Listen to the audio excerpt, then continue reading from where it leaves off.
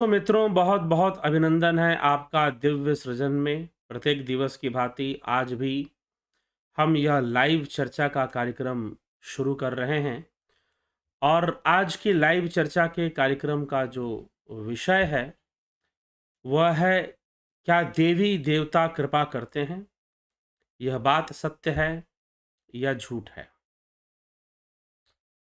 क्या उनकी कृपा संभव है? क्या उनकी कृपा होती है?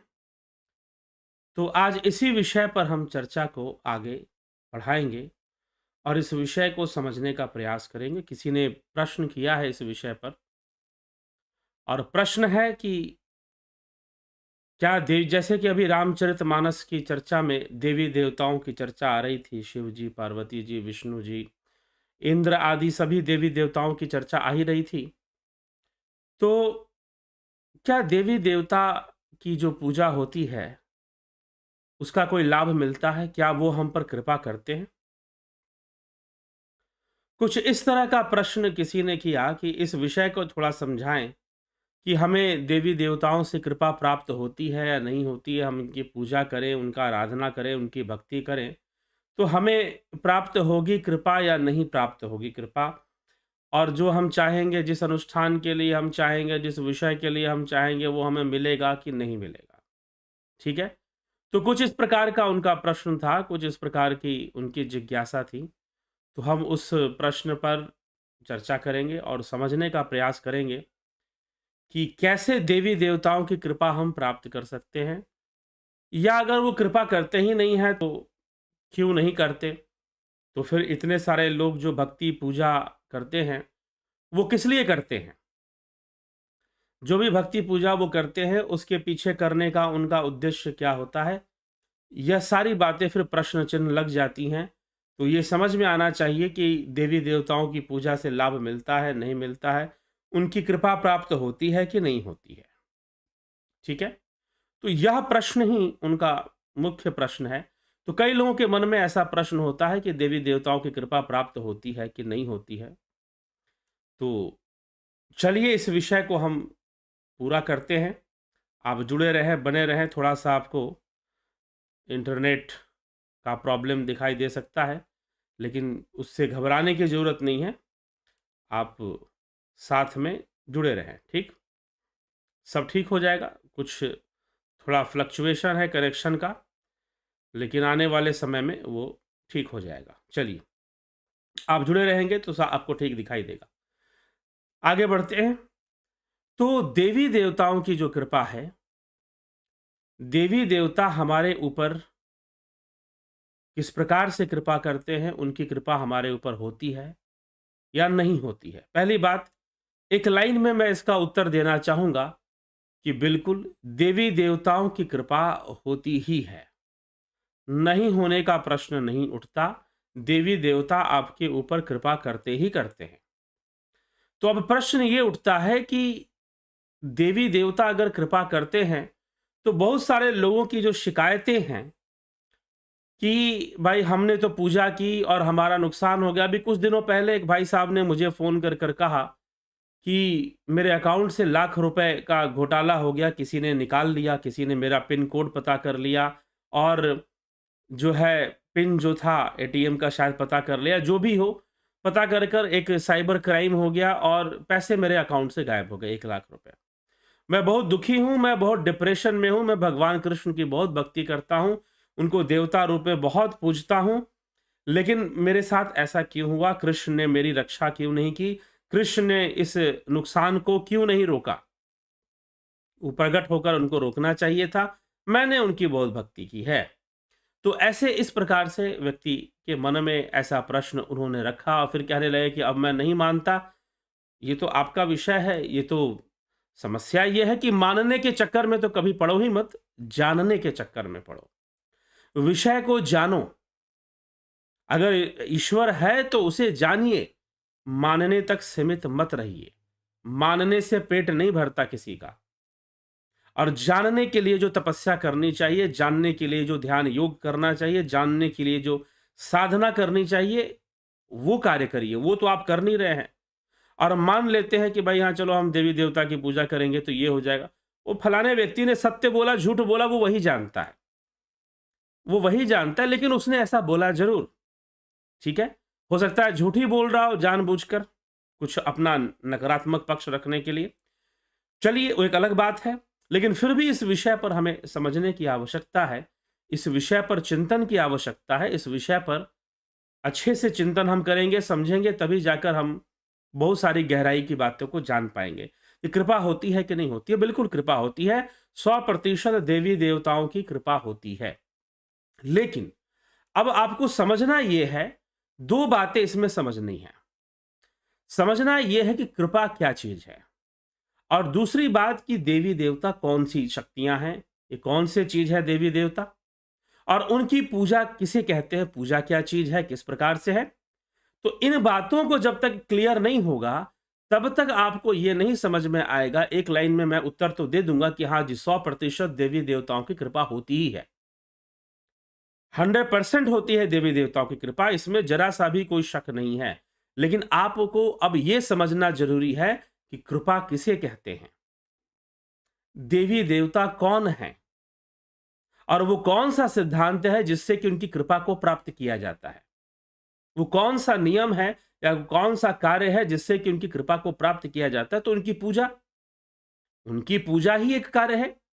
तो पूजा आप कैसे करते हैं? किस प्रकार से करते हैं कि उनकी कृपा हमें मिल सके? और जब तक कृपा नहीं होगी तब तक तो समस्याएँ हैं ही। तो नंबर 1 चीज़ हम समझते हैं, एक-एक पॉइंट को हम लेकर चलेंगे। जो सबसे पहला पॉइंट है वह है कृपा। कृपा का अर्थ क्या है? कृपा शब्द है, यह संस्कृत भाषा के कृ धातु से बना है, जिसका अर्थ है क्रिया से संबंध है, जिसका कर्म से संबंध है जिसका। तो करो, जो करेगा वही पाएगा। कृपा उसी के ऊपर होगी जिसके शुभ कर्म होंगे।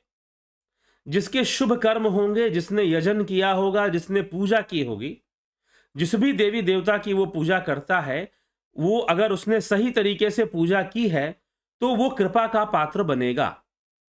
कृपा उसी पे होगी। तो कृपा कोई कर्म बंधन से मुक्त चीज नहीं है। कर्म सिद्धांत से कोई अलग विषय नहीं है कृपा। ठीक है?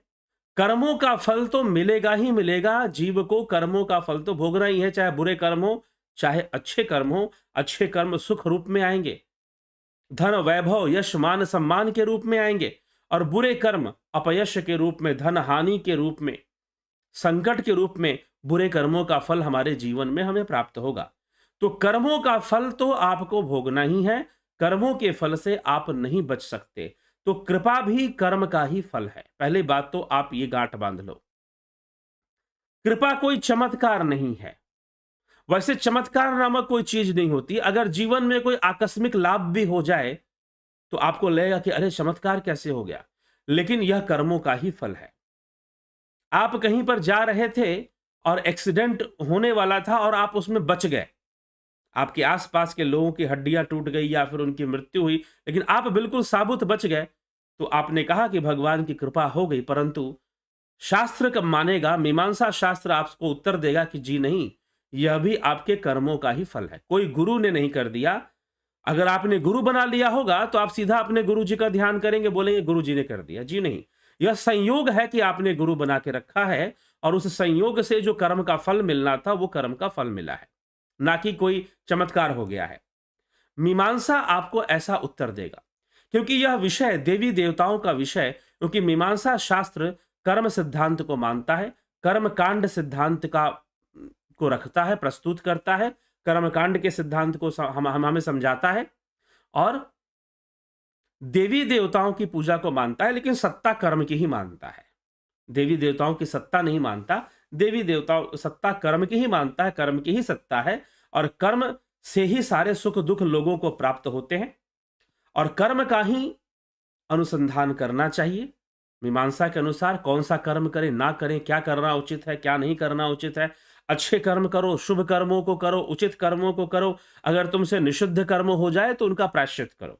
यह मीमांसा में आता है। इसलिए नित्य, निमित्त, काम्य, निषिद्ध और फिर प्रायश्चित कर्म, ये 5 कर्मों को करना ही कर्मकांड है। तो ये कर्म विवेक देता है कि आपके अंदर विवेक होना चाहिए कि कैसा कर्म करना है, नहीं करना है, और कर्म ही सर्वोपरि है। कर्मों का फल कोई देवता, कोई भगवान नहीं देता है। कर्म के अंदर ही कर्म का फल देने की क्षमता है और शक्ति है। उसे अपूर्व की शक्ति मीमांसा शास्त्र के अनुसार माना जाता है। हाँ, देवता, ग्रह सब बहाना बन सकते हैं। देवता, ग्रह सब बहाना बन सकते हैं कर्मों का फल आप तक पहुंचाने में, माध्यम बन सकते हैं, साधन बन सकते हैं। लेकिन वो कर्मों का फल दे रहे हैं, ऐसा नहीं है। कर्मों का फल तो आपको अपने कर्मों से ही प्राप्त हो रहा है। कर्म ही, एक्शन क्रिएट रिएक्शन, तो कर्म ही फल को उत्पन्न करता है, ना कि कोई शक्ति हो, ऊपरी शक्ति या ऊपर की ताकत हो, जिसे हम ऊपर वाला बोलते हैं। ठीक, तो ऐसा कोई ईश्वर, कोई भगवान, कोई देवता जी नहीं, ऐसा कोई आपको कर्मों का फल नहीं दे रहा है। हाँ, वो हो सकता है कोई देवता आए और आपको कुछ दे दे, कोई अवतारी पुरुष आपके जीवन में आ जाए और वो आपको कुछ दे दें। जैसे कुब्जा के जीवन में भगवान कृष्ण आ गए और कुब्जा को सौंदर्य दे दिया उन्होंने। तो इस प्रकार से आए, लेकिन आपको जो मिला है वो आपके अपने कर्मों का ही फल है, आपके शुभ कर्मों का फल है। कोई भगवान, कोई अवतार, कोई देवता, कोई गुरु आपको अपने कर्मों से अधिक नहीं दे पाएगा। अगर वो अधिक देने का दावा करता है तो कर्म का आधार लेगा, कर्म का आधार लेगा तभी देगा। बिना कर्म का आधार लिए आपसे वो कुछ आपको अच्छे काम में लगाए, आपको तपस्या में लगाए, तपस्या में आपको लगवा दे, आपको सदकर्मों में लगवा दे, सेवा में लगवा दे, तो उससे आपको कर्मों का फल मिलेगा। फिर उसमें भी आप किस जगह पर कैसी सेवा कर रहे हैं, गुरु जी का अपना उद्देश्य क्या है, अपना टारगेट क्या है, वास्तव में धर्म है, वास्तव में समाज की सेवा है, या मात्र कल्ट, एक कल्ट बनाना, एक संप्रदाय विकसित करने में लग जाते हैं लोग। तो इस तरह का क्या उद्देश्य है, तो इस तरह की बातें भी वहां पर आ जाती हैं। तो इसीलिए कर्म सिद्धांत सर्वोपरि है और कृपा भी कर्म सिद्धांत से परे नहीं है। नंबर 1 बात समझ लीजिए इस विषय में कि देवता कृपा करते हैं कि नहीं करते हैं। तो देवता कर्म का आधार लेकर ही कृपा करते हैं, अनायास किसी पे कृपा नहीं करते। ठीक, देवता कर्मों का ही फल देते हैं। अब जो है, आप देवता आपको कृपा करें, आपको क्या करना पड़ेगा? आपको देवताओं की पूजा करनी पड़ेगी। पूजा क्या चीज है? पूजा नरक से मुक्ति का मार्ग है। पूजा पुण्य कर्म है जिससे कि देवता प्रसन्न होते हैं। पूजा से देवताओं की वृद्धि होती है। पूजा से देवताओं की वृद्धि होती है। आपने सुना होगा, कई सारे आप टीवी सीरियल देखते हैं, उसमें भी ये दिखाया गया है, पुराणों में भी ये कथा आती है कि जहां ऋषि मुनि यज्ञ करते थे, यज्ञ जहां करते थे, वहां पर राक्षस आदि पहुंचकर उस यज्ञ को खंडित करने का प्रयास करते थे। जो असुर थे वो यज्ञ को खंडित करते थे। क्यों? क्योंकि यज्ञ के माध्यम से, अग्निहोत्र के माध्यम से देवताओं को बल प्राप्त होता है। अग्निहोत्र के माध्यम से देवताओं को वृद्धि होती है, उनकी वृद्धि होती है, उनका बल प्राप्त होता है। आप उन्हें बल देते हो, आप उनकी वृद्धि करते हो, तो वो आपकी भी वृद्धि करते हैं। तो पूजा और यज्ञ आदि जो क्रियाएं हैं वो देवताओं की वृद्धि करती हैं। अब वृद्धि करने का तात्पर्य क्या है? देवताओं की वृद्धि क्या उनकी जनसंख्या बढ़ जाती है? जी नहीं, उनके तत्व की वृद्धि हो जाती है। जैसे वायुदेव हैं, पहले तो देवता कौन है? देवता, अब यह भी समझना जरूरी है कि देवता कौन है। तो मीमांसा शास्त्र कहती है, शास्त्र कहते हैं कि देवता मंत्र रूप हैं। देवता मंत्र रूप हैं, देवता भाव रूप हैं। ठीक, देवता शब्द रूप है, मंत्रों में भी शब्द हैं तो उनके नाम भी हैं। तो देवता भाव रूप हैं, वो हमारे स्थूल रूप में तो हमारे सामने नहीं है, लेकिन भाव रूप में वो स्थूल होते हुए नजर आते हैं। इसीलिए देवी देवताओं की मूर्तियां बनती हैं, उनको भाव, मीमांसा ने, आचार्य कुमारिल भट्ट ने अपनी विचारधारा में इस मूर्ति बनाना, देवी देवताओं की मूर्ति का निर्माण को सही बताया है, क्योंकि हम उनको भाव प्रदान करते हैं। देवताओं की वृद्धि भी भावना से होती है। देवताओं की वृद्धि भी भाव से होती है। जब आप पूजा करते हो, जिस देवी देवता की पूजा करते हो उसकी भाव वृद्धि कर देते हो। यदि आप माता सरस्वती की पूजा करते हो तो आप विद्या भाव की वृद्धि कर देते हो। माता दुर्गा की पूजा करते हो, आप शक्ति भाव की वृद्धि कर देते हो। आप माता लक्ष्मी की पूजा करते हो, आप धन भाव की वृद्धि करते हो। इससे देवताओं की वृद्धि होती है और आप फिर देवताओं को दान देते हैं। आप पूजा में देवताओं को दान देते हैं। कैसे दान देते हैं? यज्ञ के माध्यम से। आप जो हवन करते हैं, आप जो अग्निहोत्र करते हैं, वह देवताओं का दान है। वो देवता तो सूक्ष्म तत्व रूपी हैं, तो वो दान कैसे ग्रहण करेंगे? अग्नि उनका मुख है, अग्निदेव को उनका मुख माना गया है और अग्नि में आप जो समिधा जलाते हो, अब समिधा कई बार लोग आजकल ऐसा समझते हैं, किसी ने मुझसे बहुत रिक्वेस्ट किया था थोड़ा-सा कर्मकांड, हवन आदि क्रियाओं पर भी आप कोई वीडियो दीजिए देवी-देवताओं के ऊपर। तो आज चलिए उसको भी साथ में कवर करते हैं। तो देवताओं का दान हवन के माध्यम से, अग्निहोत्र के माध्यम से होता है। कोई भी पूजा पाठ आप करते हैं तो देवताओं को आप फल, फूल, आप वस्त्र, जल, अन्न आदि सब कुछ अर्पित करते हैं, उनका आवाहन करते हैं, उनका फोटो, मूर्ति जो भी आप लगाते हैं और अंत में आप यज्ञ करते हैं। आप हवन करते हैं, अग्निहोत्र करते हैं। तो आप जब हवन करते हैं तो हवन का तात्पर्य कोई समिधा की लकड़ियां जलाना नहीं होता। जो हवन में जो लकड़ियां जलाई जाती हैं वो तो ईंधन के रूप में काम करती हैं। आप हवन में जो लकड़ियां जलाते हो वो आप ईंधन के रूप में काम करती, वो ईंधन है उसका। लकड़ियां कोई हवन, लकड़ियों को इस प्रकार से जलाना, घी में जला दिया आपने, ये कोई हवन नहीं है। हवन है देवताओं को दान करना, अग्नि को प्रवाहित कर, अग्नि को प्रकट करके, अग्नि नारायण भगवान को प्रकट करके, उनको प्रणाम करके, वो देवताओं के मुख हैं, क्योंकि वह देवता सूक्ष्म योनि में है। देवता सूक्ष्म है तो अग्नि क्या करता है? किसी भी स्थूल चीज को भस्म करके सूक्ष्म में परिणित कर देता है। इसीलिए अग्नि को मुख माना गया है। अब अग्नि में जब हम हवन करते हैं, अब हवन क्या करेंगे हम? हवन वास्तव में उन्हीं वस्तुओं का होता है जो वस्तुएं आपके काम की हैं, जिनसे आपका स्नेह जुड़ा हुआ है। जैसे अन्न, आप जो भी उपार्जन करते हैं, आप व्यापार करते हैं या आप राजा हैं, किसी भी माध्यम से आप धन का उपार्जन करते हैं। और धन किस लिए आपको चाहिए? क्योंकि आपको अन्न चाहिए, आपको अच्छे वस्त्र चाहिए। इसलिए जब आप पूजा करते हैं तो आप माता की पूजा करेंगे नवरात्रों में, तो आप चुनरी खरीद कर लाएंगे, साड़ी खरीद कर लाएंगे, मैया को दान करेंगे आप।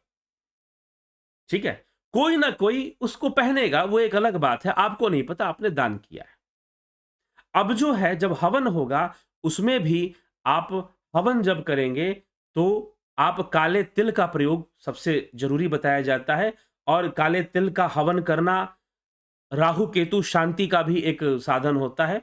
तो काले तिल का प्रयोग आप जरूर करते हैं, चावल प्रयोग करते हैं, जौ प्रयोग करते हैं, और जो भी प्रसाद आप चढ़ाते हैं थोड़ा थोड़ा उसका भाग जो है, दूध दही भी आप हवन में डालते हैं। अगर आप कोई मिठाई खरीद कर लाए हैं उसका भी एक अंश आप हवन में डालते हैं, अग्नि में आप प्रवाहित करते हैं उसको भी। सुपारी भी आप हवन में डालते हैं। मेवा, जो ड्राई फ्रूट्स होते हैं, आप उसको भी हवन सामग्री में मिलाते हैं और उसको भी आप हवन में डालते हैं। तो वास्तव में जिन वस्तुओं से आपकी आसक्ति है, जो वस्तुएं आपके प्रयोग की हैं, जो आपका धन है, जो आपका अन्न है, जो आप खाते हैं, भोजन करते हैं, उनको आप हवन में अर्पित करते हैं देवताओं को। ठीक है, तब जाकर वो दान होता है देवताओं का। कोई समिधा जला देना कोई हवन नहीं है, कोई अग्नि को प्रचालित करके धुआं फैला देना कोई हवन नहीं है, ये ध्यान रखिएगा। तो आप देवताओं को इस प्रकार से दान करते हैं, उन अज्ञात देवताओं को जो हमें इन चक्षुओं से नहीं दिखाई दे रहे हैं। ठीक, उनको हम इस प्रकार से दान करते हैं। इससे प्रकृति का वर्धन होता है, इससे वायु शुद्ध होता है। जब इस प्रकार से समिधा जलती है, खाद्य पदार्थ जलते हैं, वायु शुद्ध होता था। और वायु का प्रवाह, जिस जिस क्षेत्र में बादल नहीं हो रहा है, वहां हवन, बारिश नहीं हो रही है, वहां हवन करते थे और हवन करने से वायु का प्रवाह होता था। उस क्षेत्र की जो वायु है वो वहां से हटनी शुरू होती थी और दूसरी वायु आती थी जो हो सकता है बारिश लेकर आएगी, और ऐसा होता था। और यज्ञ के द्वारा बरसात भी हो जाती थी। एक वैज्ञानिक पक्ष है इसके पीछे, वैज्ञानिक कारण है, प्राकृतिक कारण है, नेचुरल रीजन है इसके पीछे। तो हवन से हमारी ऑरा क्लीनिंग हो जाती है। दूसरे कई लाभ हैं, अग्नि शुद्ध होती है, उसमें सुगंध होती है। हम जो भी अग्नि हवन में जलाते हैं उसमें सुगंध भी होती है। तो आप देखेंगे कि जो हवन से जलने वाली जो सुगंध पैदा होती है उसको हमें श्वास लेने में उतनी दिक्कत नहीं होती हमें। अगर अच्छे द्रव्यों का प्रयोग अग्नि में किया गया है तो उसमें भी आप प्लास्टिक डाल दोगे, कुछ डाल दोगे तो पॉल्यूशन ही बढ़ेगा। लेकिन अच्छे खाद्य पदार्थ है, अच्छी लकड़ी है, हवन संविधा है, तो वो सुगंध ही फैलाता है और हमारे लिए कोई नुकसान भी नहीं करता। ठीक है, तो इस तरह से ये देवताओं का यह दान होता है हवन के माध्यम से, यदि हम वो दान सच्ची भावना से करते हैं। अब एक और प्रश्न यहां पे उठता है क्या मात्र यही दान का तरीका है? जी नहीं। अगर आप सही से कर्मकांड सिद्धांत को पढ़ेंगे तो मात्र यही दान का, देवताओं का दान मात्र ऐसे नहीं होता। ये भी ध्यान रखिएगा, अगर आप वृक्षारोपण करते हैं, अगर आप पीपल का वृक्ष लगाते हैं, आप नीम का वृक्ष लगाते हैं, आप आंवले का वृक्ष, वैसे वृक्ष जिनको हम देवता मानते हैं, हम आंवले को आंवले की पूजा होती है, नीम की पूजा होती है, पीपल को हम देवता मानते हैं, बरगद को हम देवता मानते हैं, तुलसी जी को हम देवी मानते हैं, हम उनकी पूजा करते हैं। तो ऐसे वृक्षों को जब हम लगाते हैं तो वो पर्यावरण की भी शुद्धता बढ़ाते हैं और साथ ही साथ औषधि वर्धक तो वो है ही, औषधि देने वाले तो वो है ही, और वायु को शुद्ध करने वाले वृक्ष हैं। तो इससे भी देवताओं का तो वर्धन हो रहा है ना। ये भी एक प्रकार का दान है। यदि आप दरिद्र को भोजन कराते हैं, जो बेचारा बहुत गरीब है, उसके पास बिल्कुल कोई धन नहीं है, आप उसको भोजन कराते हैं, तो वो भी एक प्रकार का दान है जो देवताओं को ही प्राप्त होता है कहीं ना कहीं। और फिर पशु पक्षियों को दिया गया दान पितरों को प्राप्त होता है। ठीक, पशु पक्षियों को भोजन कराना तो एक तरह से वो समाज की सेवा भी हो रही है। तो सनातन धर्म है ही इतना विशाल, तो यह देव पूजा का। तो अब आप क्या कर रहे हैं भाई साहब, यदि आप हवन कर रहे हैं, उसमें अपनी जो प्रिय वस्तुएं हैं उसका दान आप अग्निदेव को कर रहे हैं, तो वह भी एक प्रकार का दान हुआ। यदि आप गरीबों को, या फिर वो भी एक प्रकार की पूजा हुई, या फिर आप वृक्षारोपण करते हैं, या फिर आप जो है पशु पक्षियों को, हमारे देश में ऐसे कई पूजा पाठ हैं जिसमें पशु पक्षियों को दान करने के लिए कहा जाता है। पितृपक्ष में एक पर्व आता है जिसको कहते हैं जीवित पुत्रिका व्रत। जीवित पुत्रिका व्रत जीवतिया के नाम से प्रसिद्ध है। तो जीवित पुत्रिका व्रत में जो महिलाएं हैं वो सियार और चील के लिए भोजन निकालती हैं। गाय के लिए भोजन निकालना, गौ माता अब राक्षस गाय को मारते थे, गौ हत्या करते थे। क्यों करते थे? क्योंकि गाय जो है प्रकृति को संतुलन बनाए रखने में बहुत सहायक जीव है, पशु है। एक तो हमें बहुत ही पोषक दूध वो देती है गाय, और साथ ही वह एक सकारात्मक ऊर्जा का प्रसार करती है। गाय के रंभाने से सकारात्मक ऊर्जा निकलती है। गाय के द्वारा जो है, उसके मूत्र में, बहुत देसी गाय है तो उसकी मूत्र भी औषधि के समान होता है। तो इस प्रकार से उसमें इतने औषधीय गुण हैं गाय के अंदर, इसलिए उसको सारे देवताओं का वास गौ माता में बताया गया। सारे देवताओं का वास, देवताओं का वास करने का मतलब कि जो प्रकृति की शक्तियां हैं वो उसमें वास करती हैं। तो गौ का वर्धन करने से भी देवताओं का वर्धन होता है, देवों का वर्धन होता है। देव कौन है? देव वो प्रत्येक शक्ति जो हमें जीवन दे रहा है, वो देवता है। इसलिए माता पिता भी देव हैं। लेकिन जब हवन यज्ञ जब हम करते हैं तो उसका जो फल है वो सूक्ष्म देवताओं को जाता है, जो प्रकृति की शक्तियां हैं, जैसे कि वायु देव हैं, अग्नि देव हैं, वरुण देवता हैं, सूर्य देव हैं, चंद्र देव हैं।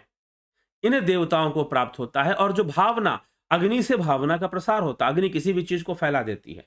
तो हमारे मंत्रों में हम मंत्र उच्चारण के साथ जो हवन करते हैं, तो उस मंत्रों में जो भावना है उसको भी वो, उसका भी वो प्रसार कर देती है, उस भावना का भी।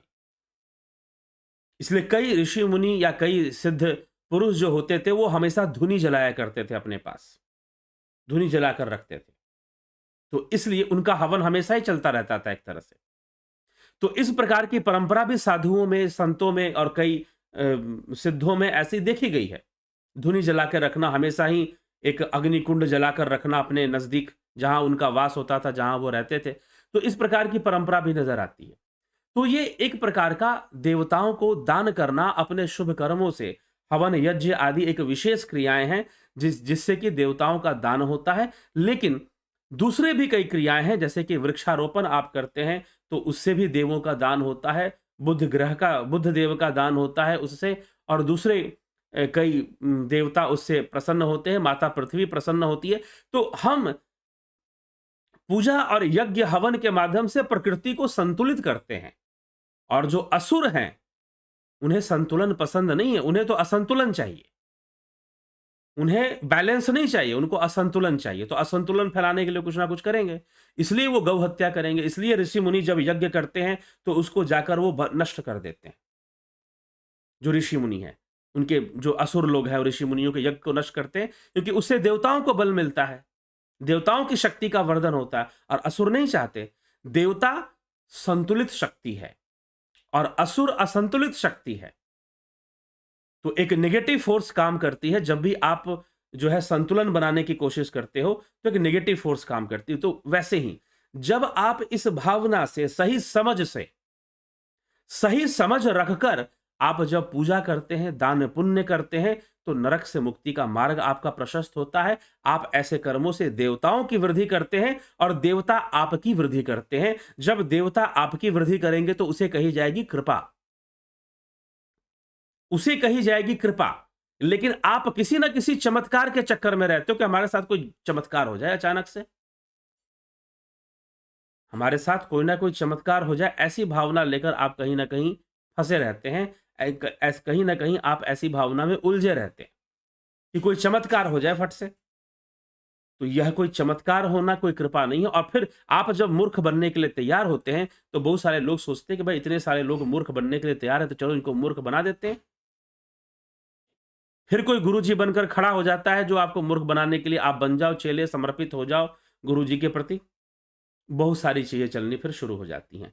तो ये सारी समस्याएं फिर आती हैं। तो देवता वास्तव में क्या है, देवताओं का यजन, देवताओं का पूजन का क्या मतलब है, यह समझना चाहिए। हम देवताओं का दान करते हैं, बहुत तरीके से हम देवताओं को दान करते हैं, ठीक है। तो इसलिए जिस दिन ये कॉन्सेप्ट क्लियर हो जाएगा, कॉन्सेप्ट क्लियर होना बहुत जरूरी है। अब गंगा स्नान लोग करते हैं।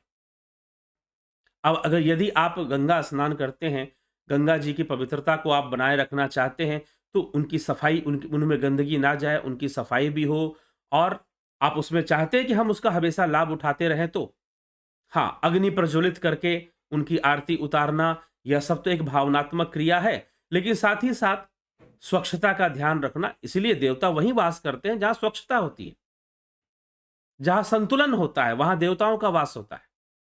जहां स्वच्छता नहीं, जहां शुभता नहीं और जहां कोई भावना नहीं, वहां देवताओं का वास भला कैसे हो सकता है। तो इसीलिए पहला दान भावनात्मक दान देवताओं का होता है। हम अपनी भावनाओं से, उनके मंत्र जाप से उनकी भावनाओं की वृद्धि करते हैं। मंत्र जाप, स्तुति गान से हम क्या करते हैं, भाव वृद्धि कर देते हैं। अगर माता सरस्वती की आरती आपने गा दी या उनका गुणगान, उनके मंत्र का उच्चारण आपने किया, तो उनसे संबंधित जो विद्या भाव है उसकी वृद्धि आपने कर दी, ठीक है। दूसरा, हम दान से वृद्धि करते हैं, हम हवन यज्ञ से वृद्धि करते हैं, ठीक है। तो इस प्रकार से ये सारे पूजा का अंग है, नित्य निमित्त यही सारे कर्म हैं जो हमें समय समय पे करना चाहिए। अब इसका संबंध मुहूर्त से बन जाता है, ज्योतिष से बन जाता है। इसलिए जितने भी पर्व त्योहार हैं वो ज्योतिषीय गणना पे आधारित है। शिवरात्रि आएगी तो चतुर्दशी में आएगी, ठीक है। इसी प्रकार से होली पूर्णिमा में आ जाएगी। सब जो है ग्रहों पर आधारित हैं। और मकर संक्रांति हो गई, दिवाली हो गई, जितने भी हम पर्व त्योहार मनाते हैं, सब उस पर आधारित है। तो उससे संबंधित ग्रहों की भी शांति होती है उन व्रत पूजा को करने से। उन व्रत पूजा को करने से ग्रहों की भी शांति होती है। काले तिल से हवन करने से राहु केतु की शांति होती है, ठीक है। तो इसलिए जो है हमें इन सब बातों को समझकर, ये एक आर्ट ऑफ लिविंग है, ये एक बेहतर जीवन जीने का तरीका है। लेकिन हम ये सोचकर बैठ जाते हैं कि हमारे साथ कोई चमत्कार होगा, हम लक्ष्मी जी की पूजा कर रहे हैं, अचानक से कहीं धनागमन होगा। होगा, यदि आपने धन भाव की वृद्धि की है, अगर आपने लक्ष्मी जी की वृद्धि की है, उनको पूजा देकर, उनको हवन यज्ञ मंत्र आदि और दान पुण्य से, दान पुण्य भी बहुत जरूरी है। लक्ष्मी जी की पूजा में धन का सदुपयोग होना चाहिए, धन का अपमान नहीं होना चाहिए। आप यही बात समझने की जरूरत है। लक्ष्मी जी की वृद्धि करने का क्या अर्थ है। धन शराब में नहीं जाना चाहिए, धन जुए में नहीं जाना चाहिए, धन धार्मिक अनुष्ठान में जाना चाहिए, धन आध्यात्मिक दान होना चाहिए हमारा। धन किसी जरूरतमंद के पास, जो गरीब व्यक्ति है, दरिद्र है, उसको अगर हम कुछ दान दे दे, ठीक, तो हम धन का सदुपयोग करते हैं या नहीं करते हैं, वो लक्ष्मी का सम्मान है, उसमें भी है। हाँ, मंत्र आदि कर कर भावनात्मक वृद्धि करना, वह भी पूजा का एक विधान है। वह भी नहीं, वह मुख्य विधान है पूजा का। तो वह करते हुए ये सारे शुभ कर्मों को करते हैं, तब जाके पूजा होती है और तब देवता कोई प्रसन्न होते हैं और प्रसन्न होकर आपको उसका फल भी मिलना शुरू हो जाता है। जीवन में ज़रूर आएगा फल। जीवन में अवश्य ही उसका फल आएगा। तो कृपा होती ही होती है, लेकिन आप सही तरीके से तो करें। और रही बात कि कुछ नुकसान हुआ, तो कोई ऐसे कर्म हमारे लगे हुए हैं जो हमें नुकसान देने वाले हैं, वो हमारे पिछले जन्मों का कर्म हो सकता है, प्रारब्ध हो सकता है। अब आप ये सोच रहे हो कि हम देवता की पूजा करें तो सारा प्रारब्ध रुक जाए। तो तथाकथित महानुभाव ने कहा, मैं कृष्ण को देवता मानकर बहुत पूजा, मैंने बहुत पूजा, फिर भी मुझे जीवन में भारी नुकसान सहना पड़ा। अरे भैया, गीता पढ़ो ना, कृष्ण इसका उत्तर दे रहे हैं। श्री कृष्ण भगवान ने स्वयं पंचम अध्याय आप जाकर पढ़िए श्रीमद् भगवत गीता का। स्वयं भगवान श्री कृष्ण कह रहे हैं कि ना तो कर्म, ना कर्मफल और ना कर्ता, इन तीनों का संयोग मैं नहीं करता। साफ साफ लिखा हुआ श्रीमद् भगवत गीता में। अब क्यों तुम ये आशा लगाकर बैठे हुए हो कि तुम्हारे ऊपर कोई विपत्ति आने वाली होगी तो कृष्ण उसे रोक देंगे? क्यों आशा लगा के बैठे हुए हो? यहीं पर सारी समस्या आ जाती है, यहीं पर सारी समस्या प्रॉब्लम्स आ जाती हैं। या आप कुछ ऐसा एक्सपेक्ट करके बैठ जाते हैं।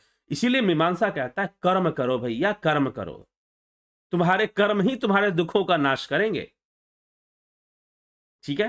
तो कर्म तुम करोगे नहीं और तुम जो है देवता के ऊपर आशा लगा के बैठोगे। तो श्री कृष्ण साफ साफ कहते हैं कि कर्म में, कर्म फल में और कर्ता में, इन तीनों में उनका कोई संयोग नहीं होता है। उनका कोई संयोग नहीं होता है। तो इसीलिए आप इस बात को समझ लीजिए और मत इस बात की चिंता कीजिए कि आप तो कृष्ण की भक्ति करते थे, तो फिर मेरे बैंक अकाउंट से 1 लाख रुपए कैसे गायब हो गए? तो कृष्ण जी क्या वहां पर हवलदार बन के बैठे हुए थे वहां इंटरनेट में कि कोई देखते हैं कौन रोक देंगे हम, भाई इसके बैंक अकाउंट से पैसा जाएगा तो हम रोक देंगे।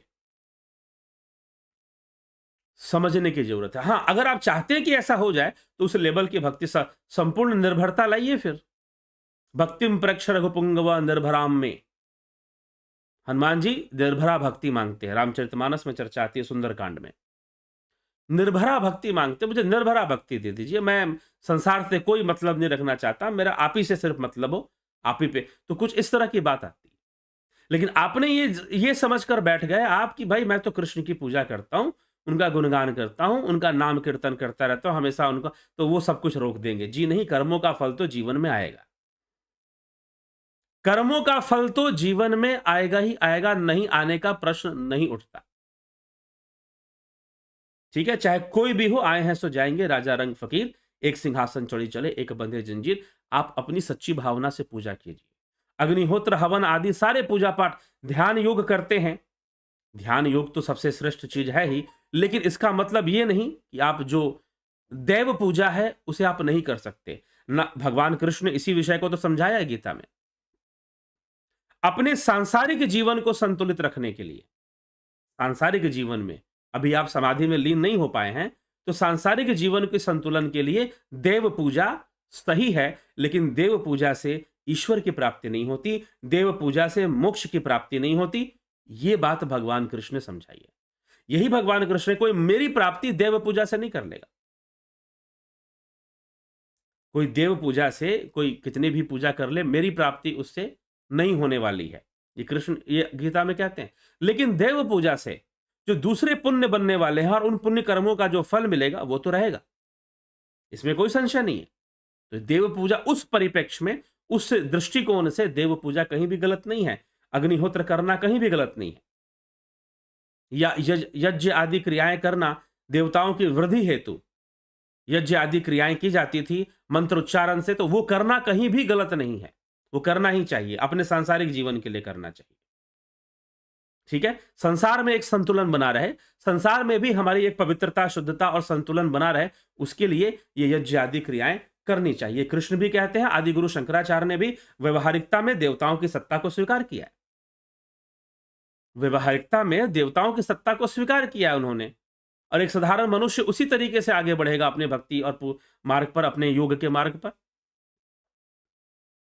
ठीक है, हाँ, पारमार्थिक सत्ता में मात्र ब्रह्म की सत्ता है, ब्रह्म ही जगत है ही नहीं, सब कुछ ब्रह्म ही है, सब कुछ मिथ्या है, देवी देवता भी सब मिथ्या है।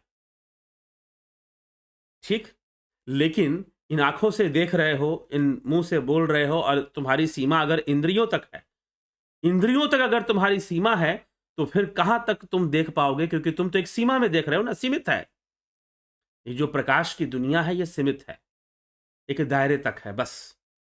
लेकिन इस प्रकाश के सर्कल से बाहर एक हिरण्यगर्भ है, एक सूक्ष्म जगत है, जिसको पढ़ना सीखना चाहिए, जिसको समझना चाहिए। बिना ध्यान योग के वो संभव नहीं है कि उस दुनिया में उतर जाओ और उसको समझ पाओ और उसको पढ़ पाओ।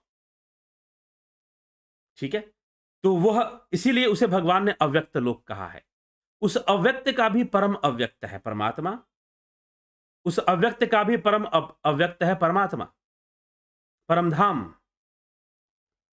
उसे भगवान कृष्ण ने गीता में बताया है। तो हम एक इंद्रियों से सीमित जगत को देखते हैं और उसी में सारे निश्चय करना शुरू कर देते हैं कि भाई ऐसा ही है। जी नहीं, इंद्रियों से परे जो जगत है आप उसको नहीं जानते, उसका भी उसको उसमें प्रवेश करना पड़ेगा, ध्यान योग से करना पड़ेगा, तभी जाकर उसका सही ज्ञान, सही समझ हमें पैदा होती है। सूक्ष्म से ही स्थूल की सृष्टि होती है। सूक्ष्म को हम जानते नहीं है, और सूक्ष्म से भी परे जो परम कारण है, परम कारण जिसे कहा गया, परमात्मा जिसे कहा गया, ब्रह्म जिसे कहा गया, वो सर्वव्यापी है। जब उसका ज्ञान हमें हो जाता है तो हम जान लेते हैं कि यह जगत मिथ्या है, सारे देवी देवता भी मिथ्या हैं, सारी, क्योंकि भावातीत है, सारी भावनाएं भी मिथ्या हैं। ठीक है? तो यही यही इसी बात को समझना है, इसी बात को समझना है। और देवी देवता, क्या देवी देवताओं की पूजा करनी चाहिए? बिल्कुल करनी चाहिए, क्योंकि इस संसार में वो विद्या के भाव की देवी सरस्वती है माता। विद्या की वृद्धि के लिए सरस्वती की पूजा होती है, शक्ति की वृद्धि के लिए दुर्गा जी की पूजा होती है, या काली जी की पूजा होती है। ठीक है? विष्णु जी की पूजा होती है, क्योंकि वो पालन करते हैं, सबका पालन करते हैं, दीर्घायु करते हैं, लोगों को वो दीर्घायु देते हैं। शिव जी की पूजा, वो मोक्षदाता है। इस प्रकार से देवी देवताओं की पूजा भावपूर्ण ढंग से होती है, वो भावना का विषय है, वो अपनी जगह पर है। लेकिन ध्यान योग मार्ग है मोक्ष का, ध्यान योग मार्ग है समाधि में लीन होने का, ध्यान योग मार्ग है संपूर्ण इंद्रियों और चित्त बुद्धि, संपूर्ण अंतःकरण के साम्राज्य के प्रलय का, प्रलय का।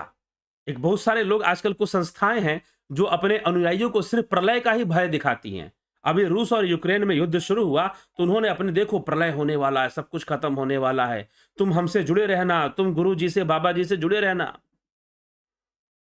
दामन मत छोड़ देना, तुम इस काल में ही जुड़े रहना महत्वपूर्ण है, और देखना प्रलय आ जाएगा, सारी दुनिया खत्म हो जाएगी। पता नहीं कौन सी दुनिया खत्म हो जाएगी। मीमांसा तो मानता ही नहीं। मीमांसा शास्त्र करता है कि प्रतिक्षण सृष्टि हो रही है, प्रतिक्षण प्रलय हो रहा है। और अगर अगर आप कहते हो कि विनाश होगा, बहुत भारी विनाश होगा, तो बहुत भारी सृष्टि भी होगी। एक तरफ अगर विनाश होगा, दूसरी तरफ सृष्टि भी हो जाएगी। यही प्रकृति का सिद्धांत है, यह अनादि है। सृष्टि और प्रलय भी अनादि है। फिर तो वास्तविक प्रलय जो है, वह अपने मूल कारण में लय हो जाना, समाधि में लीन हो जाना, उस परब्रह्म में लीन हो जाना, यह प्रलय है, जहां पर हमारा अंतःकरण उसमें जाकर लीन हो जाता है। मन बुद्धि चित्त अहंकार का साम्राज्य जो है, वो लय कर जाता है। उसको उसको प्रलय कहा गया, उसे कैवल्य कहा गया है, वह महासमाधि है। तो उसको प्राप्त होना, यह उद्देश्य हमारे शास्त्र बतलाते हैं। तो वो मोक्ष का मार्ग है, और यह देवी देवताओं का मार्ग है। तो कभी भी देवी देवताओं की पूजा करो, आप उनके भावनाओं की वृद्धि करो, धन का सदुपयोग करो, लक्ष्मी की पूजा करो, यज्ञ करो, हवन अग्निहोत्र कुछ भी करते हो करो, उससे उनकी वृद्धि होती है, निश्चय ही वृद्धि होती है। और जब उनकी वृद्धि होगी तो वो आपकी वृद्धि करेंगे। लेकिन किसी चमत्कार का इंतजार मत करो कि अचानक से कहीं धन, क्या मतलब कि बरसात होगी क्या पैसों की, क्या समझ के बैठे हैं आप? कर्मों का ही फल मिलेगा। मीमांसा कहती है कि ठीक है, आपने पुण्य कर्म कर दिया, आपने दान पुण्य कर दिया, आपने पूजा कर दी, आपने यज्ञ कर दिया, अच्छी बात है, उसका फल आपको मिलेगा। लेकिन इस समय जो आपने पहले करके रखा है, उसका फल मिल रहा है, उसका फल मिल रहा है। तो किसी चमत्कार की आशा में मत बैठ जाना कि कृपा होगी, मतलब कृपा का मतलब कोई चमत्कार नहीं होता। कृपा का सिद्धांत अलग ढंग से काम करता है, वो कोई चमत्कार नहीं है, ये ध्यान रखिएगा। लेकिन हम कृपा को चमत्कार समझते हैं। ज्यादातर लोग कृपा का अर्थ चमत्कार ही समझते हैं। इसीलिए शास्त्रों की समझ विकसित होना बहुत जरूरी है। हमारे शास्त्र, हमारे वैदिक दर्शन क्या समझा रहे हैं, उसकी अंडरस्टैंडिंग का विकसित होना बहुत जरूरी है। अगर चमत्कार जैसी भी कोई घटना घट रही है, तो वो हमारे द्वारा किए गए पूजा का परिणाम हो सकता है, लेकिन उसका आधार चाहिए, वो अचानक से नहीं हो जाएगा। और आधार हमेशा कर्म के रूप में ही मिलेगा। तो देवताओं का यजन, देवताओं का पूजन एक शुभ कर्म है, एक पुण्य कर्म है। मीमांसा के अनुसार वो करना चाहिए। उससे संतुलन का विकास होता है, प्रकृति का वर्धन होता है, देवी देवताओं का वर्धन होता है, उनका भाव वर्धन होता है जिसकी हम पूजा करते हैं।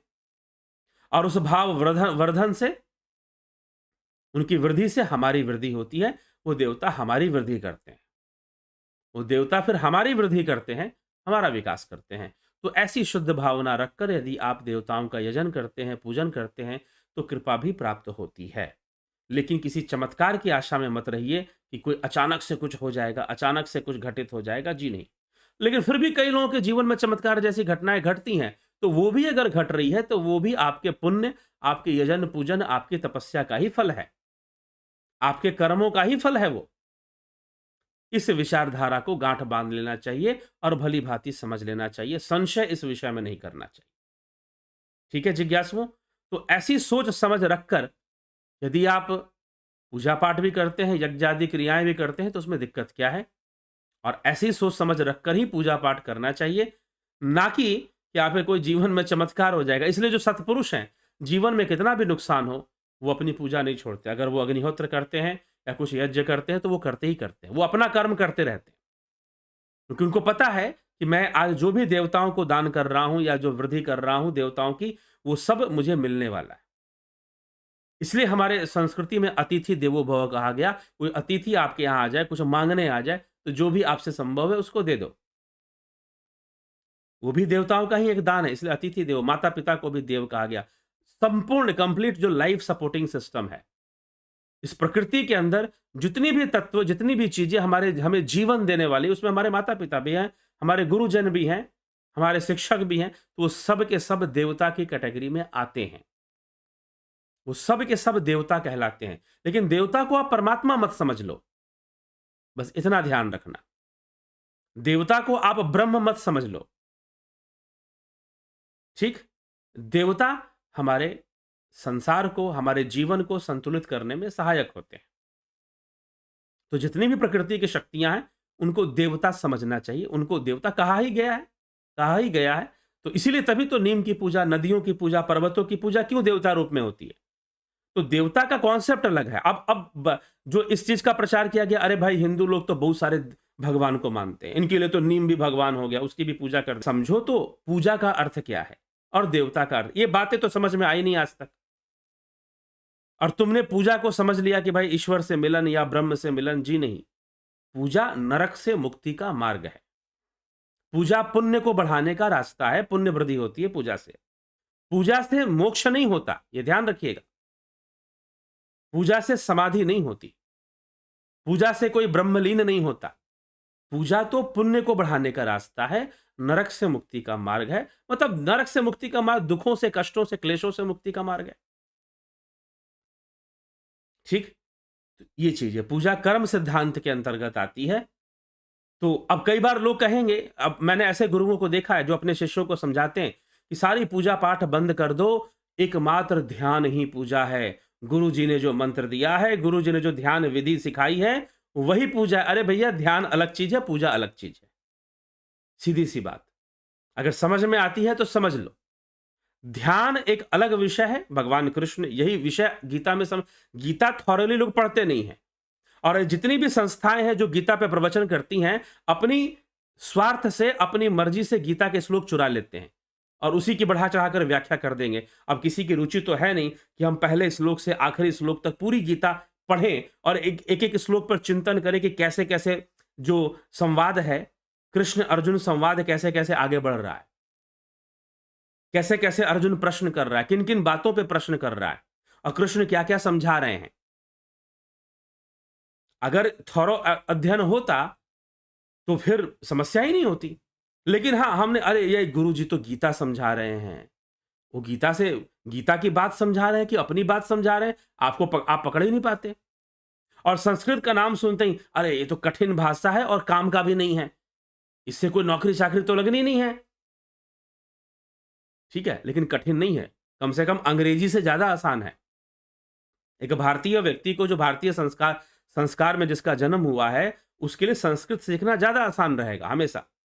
ये ध्यान रखिएगा, अंग्रेजी सीखने की तुलना में। तो अगर आप थोड़ा-सा भी और वो इतना भी कठिन नहीं है, थोड़ा-थोड़ा आप पढ़ेंगे, ध्यान देंगे तो अपने आप समझ में भी आना शुरू हो जाता है। तो थोड़ा-सा उसको समझने की चलिए गीता के ऊपर तो एक बार व्याख्यान हो चुका है, लेकिन आगे भी आएगा। आगे भी ज़रूर श्रीमद् भगवत गीता पे हम पूरा व्याख्यान देंगे, एक-एक श्लोक पर चर्चा करेंगे। एक-एक श्लोक पे चर्चा करेंगे श्रीमद् भगवत गीता की, ठीक है? तो पहले भी कर चुके हैं, आगे भी करेंगे। तो समझने की आवश्यकता है। कहीं पर भगवान ने मना नहीं किया कि देवी-देवताओं की पूजा बंद कर दो। भगवान इतना कह रहे हैं कि देवी-देवताओं की पूजा से मोक्ष नहीं होता। देवी-देवताओं की पूजा से परमात्मा की प्राप्ति नहीं होती। हाँ, देवी-देवताओं की पूजा करनी चाहिए, लोक संग्रह के लिए करना चाहिए। देवी-देवताओं की पूजा अपने सांसारिक जो सुख प्राप्त होते हैं, स्वर्ग आदि का जो सुख प्राप्त होता है, भगवान ने उसकी स्वीकृति दे दी है कि हाँ, देवी देवताओं की पूजा से ये सब सारी चीजें होती हैं। अपने कर्मों को सुधारने के लिए करना चाहिए। हम शुभ कर्मों को बढ़ाने के लिए, अपना पुण्य बढ़ाने के लिए करना चाहिए। और पूजा मात्र ये नहीं कि आप देवी जी की फोटो लगाओगे और वहां पर दिया जलाओगे, उनकी आरती करोगे तो भी पूजा है। हाँ, वो तो करना ही चाहिए, वो तो पहली सीढ़ी है। यज्ञ करना, अंत में हवन आदि करना, लेकिन हवन आदि करने के बाद दान पुण्य करने का भी नियम है, ये नहीं भूलना चाहिए। नियम है, तो फिर हमें दान पुण्य भी करना चाहिए। तो पूजा को समझिए और देवता को समझिए और कृपा को समझिए, तो समझ में आ जाएगा कि देवी देवताओं की कृपा किस प्रकार से होती है। निश्चय रूप से होती है। अगर आपका पुण्य है, पूजा पुण्य बढ़ाता है क्योंकि आपसे दान पुण्य करवाया जाता है, देवताओं को आप दान करते हैं। उसके बाद भी आप उसमें प्रसाद बाँटना, लोगों को खिलाना-पिलाना, कई लोग भंडारा करते हैं, तो वो भी एक पुण्य का काम हो रहा है, लोगों को आप खिला-पिला रहे हैं। ठीक है? तो पुण्य बढ़ता है। तो निश्चय ही जब आप करेंगे, तो आपकी भी वृद्धि होगी भाई, क्यों नहीं होगी वृद्धि? और होती है, लोग इससे लाभान्वित होते हैं। तो सही समझ जब पैदा हो जाएगी, कर्मकांड के प्रति सही समझ जब देवी-देवताओं के प्रति पैदा हो जाएगी, सही-सही बात समझ में आ जाएगी, तो कोई दिक्कत नहीं। तो समझ में आ जाएगा देवी-देवता क्या हैं और पूजा क्या है, ध्यान योग किस लिए करते हैं, साधना किस लिए करते हैं। तो इन सभी बातों को सही भावना से समझने की ज़रूरत है और सही उद्देश्य से पूजा करने की ज़रूरत है। तो पूजा का अपना एक अलग लाभ जो है, वो प्राप्त होता है। लेकिन ध्यान योग और साधना वह आध्यात्मिक क्रिया है। वह आध्यात्मिक क्रिया है। वह आत्मज्ञान की प्राप्ति कराने वाला है। वो संसार के सभी दुखों का नाश करने वाला है। वह हमें मोक्ष में लीन करने वाला है। वह अनासक्त करने वाला है। वह ज्ञान वैराग्य ही उसके पहिए हैं, जिससे वो आगे बढ़ता है। ज्ञान वैराग्य अभ्यास का सहारा लेकर ही कोई आगे बढ़ता है ध्यान योग के मार्ग पर। तो ध्यान योग हमें परमानंद की ओर ले जाने वाला है। हमें अंतर से संतुलित करने वाला है। पूजा हमें बाहर बाहर से संतुलित करता है। वो हमें अंदर से संतुलन करने वाला है। हमारे अंतःकरण को मजबूत बनाने वाला है और हमें उस परमात्मा से, उस ब्रह्म तत्व से जुड़ने वाला है। हमें अपने मूल स्वरूप में स्थित करने वाला है। आत्म स्थित अवस्था को हम प्राप्त होते हैं ध्यान योग से, साधना से। तो इसलिए ध्यान योग करिए। ध्यान योग की ऑनलाइन कोर्सेस चलती हैं। आप उन ऑनलाइन कोर्सेस को ज्वाइन करिए। 14 मार्च से, आज 4 मार्च है, तो 10 दिन बाद 14 मार्च से जो है ध्यान योग और प्राकृतिक चिकित्सा में भी जो क्रियाएं हैं, वो योग आयुर्वेद से निकाले हुए ऐसी क्रियाएं जो बहुत सहज सरल और अत्यंत प्रभावशाली हैं। ऐसी क्रियाएं वहां पर बताई जाती हैं, सिखाई जाती हैं, जिसमें आदमी स्वयं ही अपने घर में सारी क्रियाएं कर सकता है। कहीं अस्पताल, डॉक्टर या कोई दवाई जिसमें नहीं लेनी पड़ती है। तो ऐसी क्रियाओं को बताया जाता है। तो जो आप खाना खाते हैं वही मेडिसिन है, उसमें कहा जाता है। आप ढंग से खाना सीखो, दवा का काम कर देगा। तो इस प्रकार से प्राकृतिक चिकित्सा का ज्ञान दिया जाता है। प्राकृतिक चिकित्सा का कोर्स चलता है और ध्यान योग का कोर्स चलता है। 14 तारीख से शुरू होगा। आप उसका आनंद उठाइए, आप उसका लाभ उठाइए, ज्वाइन करिए। ज्वाइन करना चाहते हैं व्हाट्सएप नंबर पे आप संपर्क करिए। ठीक है? व्हाट्सएप नंबर पे संपर्क करिए। मैं दे दिया करता हूँ व्हाट्सएप नंबर, फिर से आपको यहाँ पर मैं दे देता हूँ। आप उस पे संपर्क कर जानकारी प्राप्त कीजिए कि कैसे हमें ध्यान योग कोर्स करना है या प्राकृतिक चिकित्सा करना है, तो निश्चय ही आपको उसका लाभ प्राप्त होगा। तो कुछ लोगों ने संपर्क किया भी है, संभवतः ज्वाइन करेंगे लोग। आप अगर इच्छुक हैं ध्यान योग कोर्स अपनी आध्यात्मिक यात्रा, अपने कल्याण की यात्रा शुरू करने के लिए, तो निश्चय ही करिए। कई लोगों ने लाभ उठाया है और आगे भी लाभ उठा रहे हैं। आगे भी लाभ उठा रहे हैं और लाभ उठाते जाएँगे। आप भी लाभान्वित होइए। इस कोर्स को कर निश्चय ही आपका कल्याण होगा। आप खुद जानेंगे, इसलिए किसी भी विषय को जानिए। मानकर मत चलिए कि ऐसा हो जाएगा, वैसा हो जाएगा। किसी भी विषय को जानिए, देवता कौन है जानिए, कृपा किसे कहते हैं जानिए। कुछ हो जाएगा या चमत्कार हो जाएगा मान के मत चलिए, तो ज़्यादा सही रहेगा। कर्मों का फल ही जीवन में मूलतः प्राप्त होना है।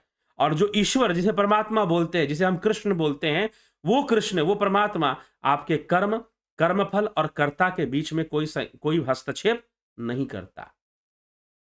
कर्मफल आपको मिलेगा ही मिलेगा, वो रोकने भी नहीं आएगा। ना वो दंड देता है, ना वो इनाम देता है, समझिएगा इस बात को। वो परमात्मा ना किसी को दंड देता है और ना ही किसी को इनाम देता है, कुछ नहीं करता वो इस विषय में। वह मोक्ष का साधन है, वह मुक्ति का साधन है, वह परमानंद का साधन है, वो सिद्धि का भी साधन हम ये भी कह सकते हैं।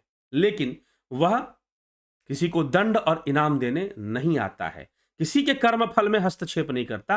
प्रकृति के द्वारा जो निश्चय है, देवताओं के द्वारा प्रकृति के द्वारा कहना और देवताओं के द्वारा कहना लगभग एक ही बात है। उनके द्वारा जो निश्चय है वो आपको मिलना है, वो आपको मिलेगा। ठीक है?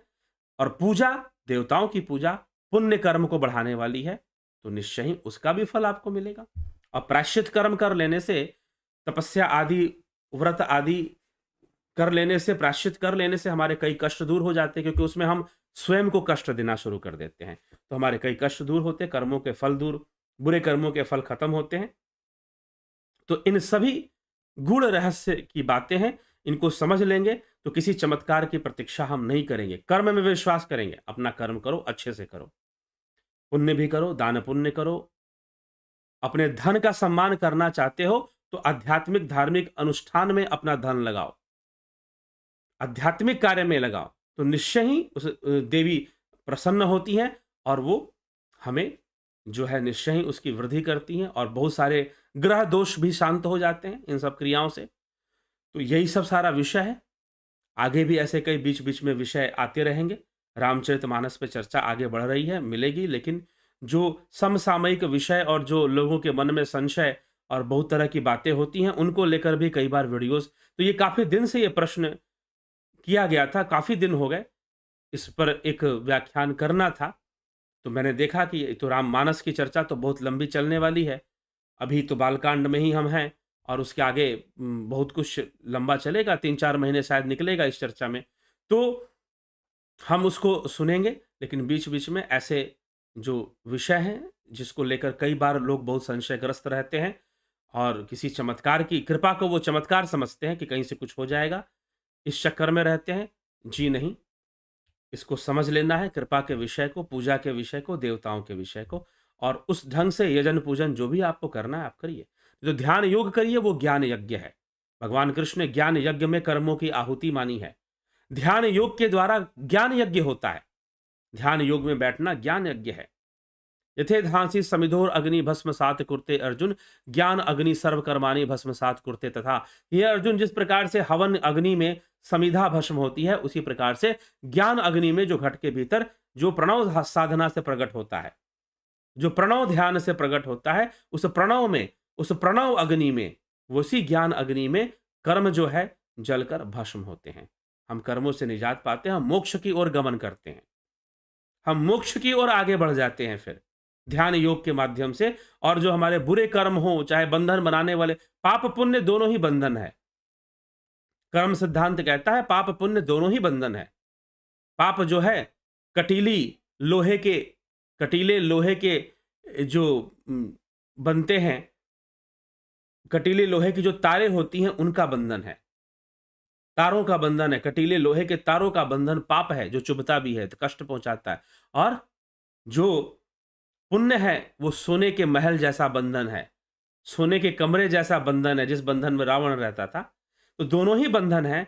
तो लेकिन ध्यान योग हमें इन दोनों से ऊपर उठाकर मोक्ष की ओर ले जाता है। ज्ञान अग्नि में, प्रणव अग्नि में सारे कर्म दग्ध होते हैं, सारे कर्म दग्ध होते हैं और व्यक्ति कर्म बंधन, कर्म और काल चक्र से मुक्त होकर मोक्ष की प्राप्ति करता है, समाधि में लीन होता है, परमानंद का अनुभव करता है।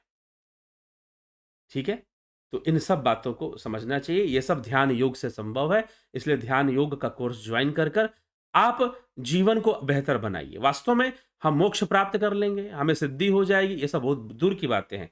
पहले तो आपका जीवन ही संतुलित हो जाएगा, आप एक बेहतर जीवन जीना सीखेंगे ध्यान योग के माध्यम से। क्यों? क्योंकि ध्यान योग करने से सबसे पहले तो हमारा साइकोलॉजिकल बैलेंस बनना शुरू होता है।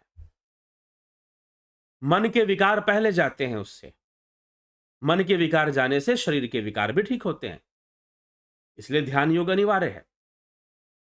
करने से तो पहले तो हमारा जीवन ही संतुलित होता है ध्यान योग से।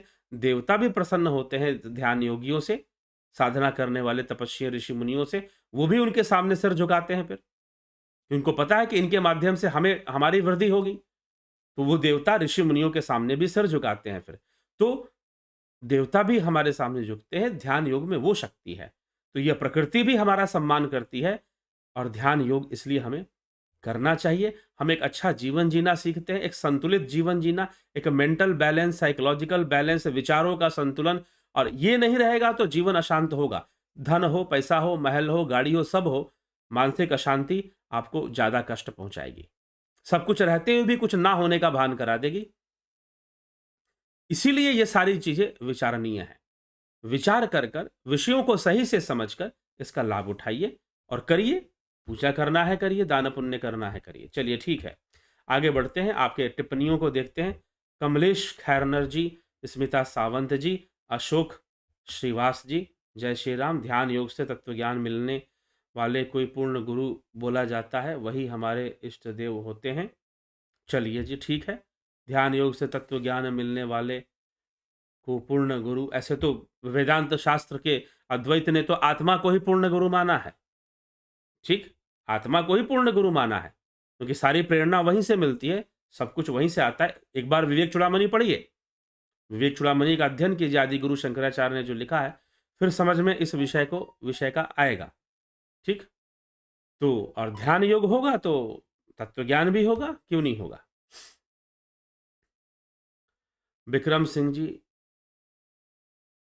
शंकर प्रसाद जी, राम गोपाल जांगीर जी, विजय मंडल जी, सविता नायक जी, अबनी प्रधान जी, कुमारी पलक, जोंती दत्ता, नवजोत नाथ जी, बहुत अभिनंदन है आपका। राम विलास जी, सतीश जी, विनोद कुमार सूद जी, उषा श्रीवास्तव जी, वेंदेश्वरी मिश्रा जी, रमेश पेशवानी जी, सरोज साहू, अर्जुन भाई चौहान, गोविंद प्रसाद नीमा, विनोद कुमार शर्मा, रजनेश बर्फानी, ओम तत्सत जी, राकेश कुमार साहू जी, पिंटू वासवा जी, बबीता धीमान जी, जलाराम रायका, सचिन जोशी, शिवम भट्ट, बलवंत सिंह गोहिल, यश सेठ जी, अभिनंदन है आपका।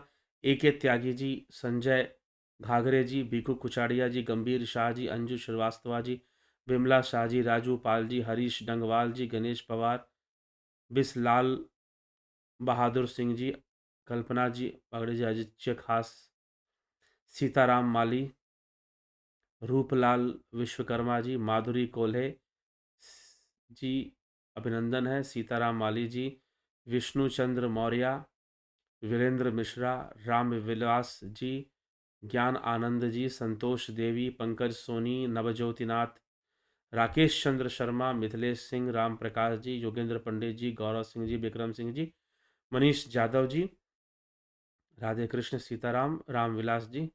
किसी को धन हवन आसक्ति रहित करेंगे तो कर्म बंधन से मुक्त रहेगा। बिल्कुल, ये भगवान कृष्ण ने स्वयं कहा है कि जितने भी कर्मकांड के विषय हैं, यज्ञ आदि जितनी भी क्रियाएं हैं, इसे निष्काम भावना से करना चाहिए। जितनी भी हमें पूजा पाठ, हमें देवताओं की वृद्धि करनी है, हमें करना चाहिए बस। देवता हमें बदले में कब देंगे, कैसे देंगे, इसकी चिंता नहीं करनी चाहिए।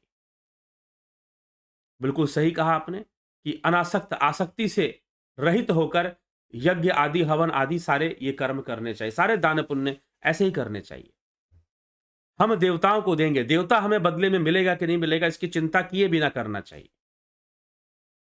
ठीक? चलो, गुरुजी, ऋषि मुनि संत साधु महर्षि ब्रह्म ऋषि, इनमें क्या अंतर है? ऋषि भी हैं, दृष्टा हैं।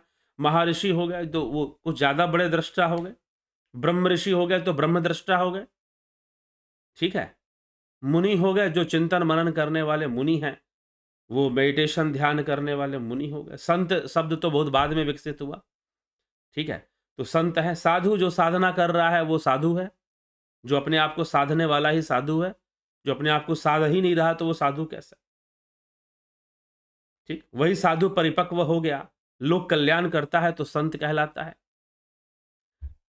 वीडी जडेजा जी, भागवत यादव जी, राम सिंह कश्यप जी, ज्ञान आनंद जी, भगवान द्वारा भक्तों की सहायता करने की जो कथाएं सुनने की आती हैं, तो क्या वे उनकी वर्तमान भक्ति का फल है या पूर्व की भक्ति का फल? जी हाँ, दोनों है। पूर्व की भक्ति, वर्तमान कर्म, जब पूर्व का भी साथ में मिलता है तभी होता है। ठीक? जैसे द्रौपदी की पुकार पर तुरंत कैसे प्रकट हो गया? जी हाँ, कर्मों का फल ही है। सबके लिए तो प्रकट नहीं हो रहा है, द्रौपदी के लिए प्रकट हो गए। द्रौपदी की भक्ति रूपी कर्म तो उसके साथ है ही, भक्ति रूपी कर्म तो उसके साथ है ही, लेकिन प्रकट भी हो गए द्रौपदी के लिए। तो द्रौपदी ने भी कभी कुछ किया कृष्ण के लिए, कृष्ण ने उसके बदले में दिया।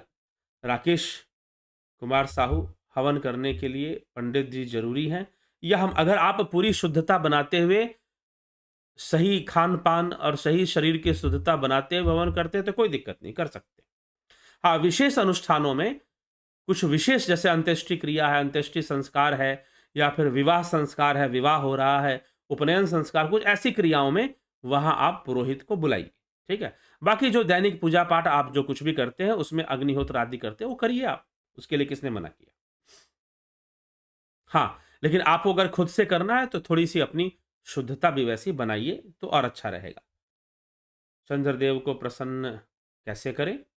करिए आप। चंद्रदेव को प्रसन्न करने के लिए सोम यज्ञ होता है, सोम यज्ञ कर लो।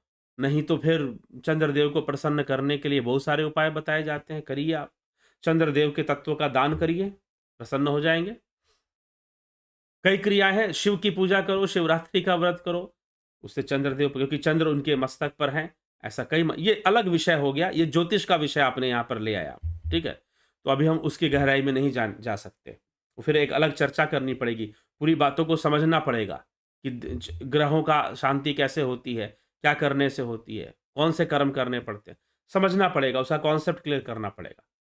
चलिए, वो कभी और। अशोक श्रीवास जी, कर्ता करे न कर सके, गुरु करे सो होए, तीन लोक अखंड में, गुरु से बंधना कोई पूरन गुरु कैसे काम कर देते हैं, क्या यह सत्य है? पूरन गुरु आपको कर्ता करे न कर सके, गुरु करे सोए, 100% सत्य बात है ये। कर्ता करे न कर सके, गुरु करे सो होए, तीन लोक नौखंड में गुरु से बढ़ाना कोई, इसमें कोई संशय नहीं है। लेकिन यहां पर गुरु क्या करके देता है? तो गुरु आपको मुक्ति का मार्ग दे देता है, जो कोई नहीं दे सकता। इसलिए कहा गया कि ये कोई कर्ता भी इसको नहीं कर सकता। कर्ता मतलब यहां पे कर्ता कौन है? यहां पर कर्ता देवता है। यहां वो ब्रह्म तो कर्ता है ही नहीं। अगर आपने परमात्मा को कर्ता समझ कर रखा है तो आप महामूर्ख वैसे ही हैं। ये मैं कई बार ऐसे शब्दों का, इसलिए मैं कहता हूं कि जो कहते हैं कि 10 भगवान है वो मूर्ख है, और जो ये कहते हैं कि एक भगवान है वो महामूर्ख है। इस एक भगवान को मानने वालों ने दुनिया को इतना नुकसान पहुंचाया है, मानवता को इतना नुकसान पहुंचाया है कि पूछो मत। ठीक है? तो किसी एक परमात्मा को मानने वाला वो महामूर्ख होता है। फिर परमात्मा अनंत सर्वव्यापी है, ये कहा गया है हमारे शास्त्रों में। तो इसीलिए अद्वैत शब्द का प्रयोग आदि गुरु शंकराचार्य ने कहा, एक नहीं बोला उन्होंने, एक नहीं बोला। इसलिए जब वेस्टर्न फिलोसोफर जब अद्वैत को अंग्रेजी नाम देते हैं तो कहते हैं मोनिज्म, नॉट मोनोथेज्म। मोनिज्म और मोनोथेइज्म को समझिए। मोनोथेइज्म मतलब ईश्वर में विश्वास, मोनिज्म में ईश्वर, किसी एक ईश्वर को मानने की मान्यता नहीं है, अद्वैत में नहीं मान्यता है ऐसी। ठीक है? तो यहां पर कर्ता परमात्मा को नहीं, कर्ता देवी देवताओं को कहा गया है। बल्कि और गुरु करे सोए, तो गुरु क्या कोई भी चमत्कार करके दिखा देगा? जी नहीं, करवा के दिखा दो। क्या जो गुरु के शिष्य हैं उनके साथ दुर्घटनाएं नहीं हो रही? उनके धन की हानि नहीं होती है? बहुत सारे गुरु हैं, बहुत सारे आश्रम बने हुए हैं। आप माइक से कहानियां चमत्कारों की सुना दो, यही होता है। गुरुओं का मार्केट ऐसे ही चलता है, माइक से चमत्कारों की कहानी सुनाएंगे कि भाई गुरुजी ने इसकी बीमारी दूर कर दी, गुरुजी ने उसकी। लेकिन कितने ऐसे गुरु के चेले जिनकी बीमारियां ना दूर हुई? तो क्या कहोगे उनके लिए फिर? गारंटी के साथ गुरुजी कर देंगे सबकी बीमारी, गारंटी कार्ड देकर, गारंटी दे कि भाई फलाने शिष्य की बीमारी दूर होगी, और करके दिखा दे। क्या गारंटी कार्ड दे देगा कोई गुरु? नहीं, आपको समझाएगा। अगर नहीं हुई, उसके विश्वास का लेबल वो नहीं है, उसके पिछले जन्मों के पाप है, बहाने बहुत है। अगर चेले की बीमारी नहीं ठीक हुई, तो उसके विश्वास का स्तर उस लेवल का नहीं है। शबरी जैसा विश्वास नहीं तो कहां से कृपा होगी? गुरुजी ने बहाना बना दिया। गुरुजी ने यह भी बहाना बना दिया, अरे उसके पिछले कर्मों, पिछले जन्मों के कर्म बहुत खराब रहे हैं, तो कैसे गुरु कृपा हो जाए? सत्संग में सुना दिया, सुनाने के लिए किया है, और सारा मिक्स कर देंगे ना। इन जितने भी ये गुरुवादी है ना हमारे देश में, जो गुरु आश्रम में बैठे हुए और गुरु को समर्पित हैं, उनको ना सही से कर्म की फिलॉसफी समझ में आती है, ना उनको देवता पता है कि देवता किसे कहते हैं, उनको बिल्कुल नहीं पता। कोई कॉन्सेप्ट उनको मिलता ही नहीं है, क्योंकि बिल्कुल कुएं का मेंढक बनकर वो उतना ही पढ़ते हैं जितना गुरु जी ने अपनी किताब में लिखा, उसके आगे वो कुछ पढ़ते ही नहीं है। उनकी समस्या ये है। और बहाने बहुत सारे हैं। अगर शिष्य का बीमारी दूर हो गई तो गुरु जी का झंडा ऊंचा, अगर शिष्य की बीमारी नहीं दूर हुई तो उसके पिछले जन्मों के बहुत पाप हैं, उसके विश्वास का वो स्तर नहीं है कि कृपा हो पाए, गुरु की कृपा उस पर पहुंच पाए। बहाने भी बहुत है, खूब सत्संग सुना है मैंने। मत बोलो कि कर्ता करे ना कर सके, गुरु करे सो होए, रटा हुआ है, सुन सुन के दिमाग पक गया है यहां पर। ठीक है, तो इस आडंबर से बच जाओ। मैं कहता हूं इस प्रकार के जितने भी गुरु आश्रम चल रहे हैं, वही अली मौला, अभी शिवरात्रि में गुरु जी अली मौला गा रहे थे, खूब खूब प्रचार चला। मुझे किसी ने कहा कि देखिए वो शिवरात्रि का कार्यक्रम का कितना प्रचार चल रहा है, शिवरात्रि के कार्यक्रम का कितना प्रचार चल रहा है। अब गुरुजी अली मौला भी खूब गा रहे थे। कौन मौला कौन अली? भैया जिसको गा रहे हो पहले जान तो लो कि मौला किसे कहते हैं और अली किसको कहते हैं। पहले कम से कम जान तो लो कि अली किसको, जब कहते हो कृपा होगी तो पहले ये तो जानो कृपा किसको कहते हैं, देवता किसको कहते हैं, परमात्मा किसको कहते हैं। कब जानोगे? कुछ जानना है नहीं, सीधा कहीं पर प्रवचन सुना, चार बातें सुनने में बड़ी मीठी मीठी लगी, अच्छी लगी, और हम हो गए कायल। अनुसंधान करो। आजकल इंटरनेट का जमाना है, पढ़ने के लिए बहुत सारी चीजें सुलभ है, ई बुक के रूप फॉर्म में सुलभ है। एक दूसरे से बातचीत करना दूर रहकर भी संभव है। तो आज ये समय है कि हम अपने महान सनातन धर्म को बेहतर तरीके से समझें, बेहतर तरीके से हम समझें, अच्छे से समझें। इसलिए मैं कहता हूं कि किसी ऊपर वाले को मानना, उसी की मर्जी से सब हो, ये हमारे शब्द नहीं है। हमारे शास्त्रों में कहीं नहीं लिखा गया कि उसकी मर्जी से एक पत्ता भी ना हिले, कहीं नहीं लिखा गया कि वो ऊपर वाला सब जानता है। कौन ऊपर वाला? कहां का ऊपर वाला? वो तो सर्वव्यापी है, तो ऊपर वाला कहां से आ गया? ठीक है, तो ये सब बातें हमें समझने की आवश्यकता है। जब हम सही से इसको समझेंगे तो निश्चय ही जो है हम अपने सनातन धर्म की वृद्धि करेंगे। नहीं तो फिर आपको कभी कोई अली मौला करा देगा, कभी कोई बाइबल पढ़ा देगा, कभी कोई कुछ समझा देगा, कभी कोई कुछ समझा देगा, और अपना जो सनातन धर्म है आपको कभी समझाएगा नहीं, आप दूसरों से ही तुलना करोगे। तो ये ऐसी बहुत सारी बातें हैं, बहुत सारी समस्याएं हैं समाज में। तो गुरु अनिवार्य है, गुरु निश्चय ही मोक्ष का मार्ग देता है, पार लगाने वाला है। वो काम जो देवता नहीं कर सकते, कर्ता करे ना कर सके, जो देवता नहीं कर सकते वो गुरु करके देता है। इसलिए गुरु का महत्व है। ठीक है, गुरु मुक्ति का मार्ग दे देता है, मुक्ति के लिए पुल बांध देता है, वो हमें मार्गी ब्रह्म ज्ञान का मार्गी बना देता है गुरु। ठीक, तो इसीलिए वो देवता नहीं करके दे सकते, इसलिए कहा गया कर्ता करे ना कर सके, गुरु करे सो। तो इस बात को समझिए। लेकिन आपने इसको जोड़ दिया चमत्कार से, गुरु जी चुटकी बजाएंगे और हो जाएगा कुछ भी। तो ऐसी ऐसी सोच रख के मत चलिएगा। भटक जाइएगा, बहुत भारी नुकसान में पहुंच जाएगा। मैंने देखा है यहाँ पर भावना के प्रवाह में लोगों ने अपनी जमीनें दान कर दी, ये दान, अब पछता रहे हैं भाई जमीनें वापस कैसे ले आश्रम से। अब तो कर दी, इतना ताकत उनके पास है नहीं कि ले पाए। चलिए सप्तऋषि के बारे में, सप्तऋषि 7 ऋषियों को सप्तऋषि कहते हैं। अभी तो चर्चा हुई कि सप्तऋषि पार्वती जी की परीक्षा लेने आए थे, तब कहाँ थे? सुनना चाहिए था उसको। तो भीमराव पुरभाजी सूर्यवंशी जी बहुत अभिनंदन है। रचना जी सगर बदगुजार। सर क्या क्रिया योग ध्यान विपासना ध्यान गीता में जो ध्यान है और विज्ञान भैरव में जो ध्यान है, इन सब में जो ध्यान बताया गया है सब श्वासों पर ही नहीं जी, श्वासों के परे है। आप प्रणव, आप ध्यान योग कोर्स ज्वाइन कीजिए। ये तो प्रणव साधना जो है आपको अव्यक्त अवस्था में ले जाती है, श्वासों के परे। कभी श्री श्यामाचरण लाहिड़ी महाशय को पढ़िए, उन्होंने इस बात की चर्चा की है। जो वास्तविक ध्यान है वो श्वास बियॉन्ड ब्रीदिंग है। बियॉन्ड ब्रीदिंग कैसे जाना है, बियॉन्ड ब्रीदिंग वाली अवस्था में कैसे पहुंचना है, वो ध्यान योग है। जो कोर्स होता है वो उस अवस्था में जाने की होती है। नीति सिन्हा जी, कुलदीप सिंह जी, राम विलास जी, रविशंकर जी बहुत अभिनंदन। रविशंकर चौहान, पूनम सिंगला, मगन सुथार, कल्पना जी, परिवर्तन प्रकृति का नियम है, इसलिए उत्पत्ति स्थिति लय अपने आप ही होता है। बिल्कुल होगा। प्रत्युषा पवार जी, सत्येंद्र सिंह जी, ज्ञान आनंद जी, गुरु जी मैंने कृष्ण को अपना सखा बनाया और अगर मैं गड्ढे में गिरने जा रहा हूं वो मुझे गिरने देंगे कि वो मेरा प्रारब्ध है कि फिर दोस्तों प्रारब्ध है आपका। कृष्ण को आपने अपना सखा बनाया। गीता में जब कृष्ण कह रहे हैं कि कर्म, कर्म फल और कर्ता, इन तीनों में मैं हस्तक्षेप नहीं करता, तो आपको समझ में क्यों नहीं आ रहा? आपने जो कृष्ण की अवधारणा ली है वो अपने मर्जी से ले ली है। शास्त्र वैसी धारणा लेने की बात नहीं करते। कृष्ण तो साफ साफ कह रहे हैं कि कर्म, कर्मफल और कर्ता, इन तीनों में मैं हस्तक्षेप नहीं करता। तो क्यों आप ये आशा लगा के बैठे हैं कि आपका सखा आएगा और बचा लेगा? क्यों आशा? अगर प्रारब्ध में गिरना है तो गिरना है। आप अपना प्रायश्चित कर्म कीजिए, आप अपना पुण्य बढ़ाइए। आप पूजा आदि कर्म करके, भक्ति करके अपना पुण्य बढ़ाइए, अपनी तपस्या बढ़ाइए। हो सकता है कि आप गड्ढे में गिरने से बच जाएं। ठीक है। मुक्तेश्वर धाम जी अभिनंदन है। Unstoppable success life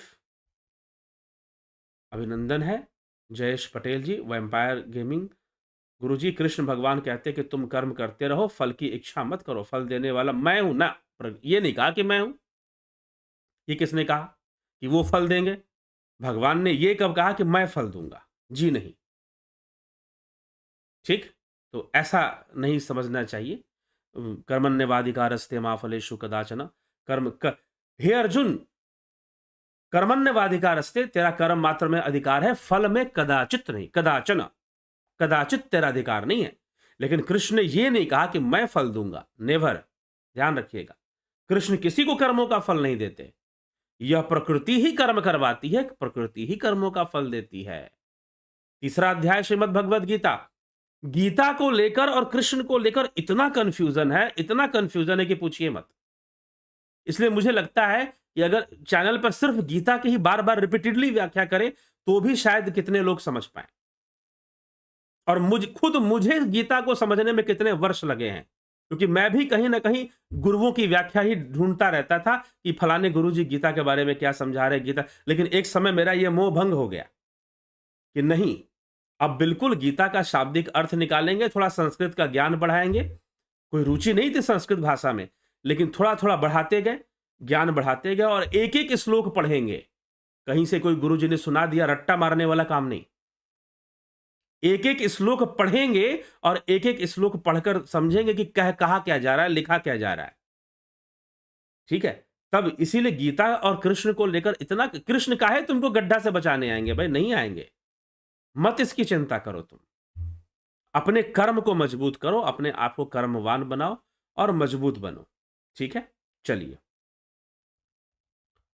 Jayesh Mukteshwar धाम, जयेश पटेल वैम्पायर अनस्टॉपेबल, प्रशांत यादव, आज के समय पे क्या भविष्य सच में देखा? हाँ, भविष्य देखा वो एक अलग विषय है। भविष्य देख पाना, भविष्य का अंदाजा तो ज्योतिष से भी लगाया जा सकता है। देख पाना एग्जैक्टली अलग विषय। कोई सिद्ध, कोई ध्यान योगी सिद्ध पुरुष हो जिन्होंने काल के साथ संयम किया हो, काल की गति में जिन्होंने इसकी चर्चा महर्षि पतंजलि ने लिखा है योग सूत्र के विभूति पाद में। जिन्होंने काल के साथ संयम किया हो। काल क्या है? परिवर्तन। परिवर्तन का जो सिद्धांत है यही तो काल का निर्माण करता है। परिवर्तन नहीं होगा तो भूत कहां से होगा, वर्तमान कहां से होगा और भविष्य कहां से होगा? तो जिसने उसके साथ संयम किया है, जिस योगी ने, वो भविष्य देख सकते हैं, एग्जैक्टली देख सकते हैं कि क्या होने वाला है। दयानंद जी, बहुत अभिनंदन। राम विलास जी,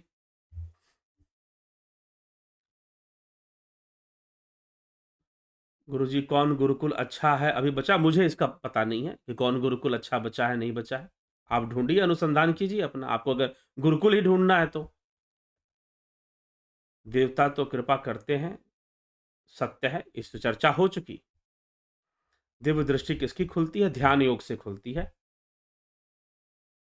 आप कहां से हैं? हम भारत भूमि से हैं और भारत भूमि की ही चर्चा करते हैं, सनातन संस्कृति से हैं। और कहां से हैं? तभी तो जो चर्चा करते हैं आपको पता होना चाहिए। चलिए ठीक है, तो अब आगे बढ़ेंगे समय का ध्यान रखते हुए। समय भी काफी हो गया है, तो कल फिर 9 बजे हम लाइव चर्चा में मिलेंगे।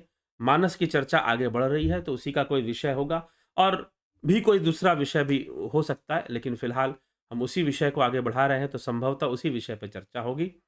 और उस चर्चा को तो आगे बढ़ाना ही बढ़ाना है, पूर्ण करना है मानस की चर्चा को। उसके अंदर छुपे हुए आध्यात्मिक हीरे मोती जो है उसको निकाल कर सामने ले आना है और समझना है। बहुत गहरी गहरी बातें गोस्वामी तुलसीदास जी ने बहुत आसानी से, बहुत सरल भाषा में कह दी है। कई बार उस इतनी गहरी बातें वो कह देते हैं कि हम सरलता, भाषा की सरलता के कारण लोग उसको भी सरल मान लेते हैं, हल्का मान लेते हैं, हल्के में ले लेते हैं। वैसा नहीं, तो उसमें वैसा नहीं लेना चाहिए, समझना चाहिए। चलिए, बहुत बहुत आभार आप सभी का जुड़ने के लिए, मिलने के लिए। देखिए, मैंने जो भी यहाँ पर बात बताई देवताओं के बारे में, कर्म के बारे में, मीमांसा शास्त्र के बारे में, मैंने जो अध्ययन और मेरी जो समझ है, 2 चीज़ें हैं। इसमें मेरा अध्ययन भी है, मेरी साधना भी है, मेरी उपासना भी है। जो मैं साधना ध्यान करता हूँ, वो भी उसमें उसकी उससे भी जो समझ पैदा होती है, वो भी, उसका भी योग है उसमें।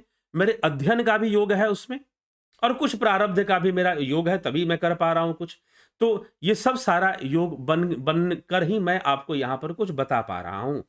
अब ये भी संभव है प्रारब्ध के कारण या किसी कारण से कि भाई मेरी समझ में कमी हो। जो मैंने देवताओं के बारे में बताया, कर्म के बारे में बताया, ऐसा भी हो सकता है।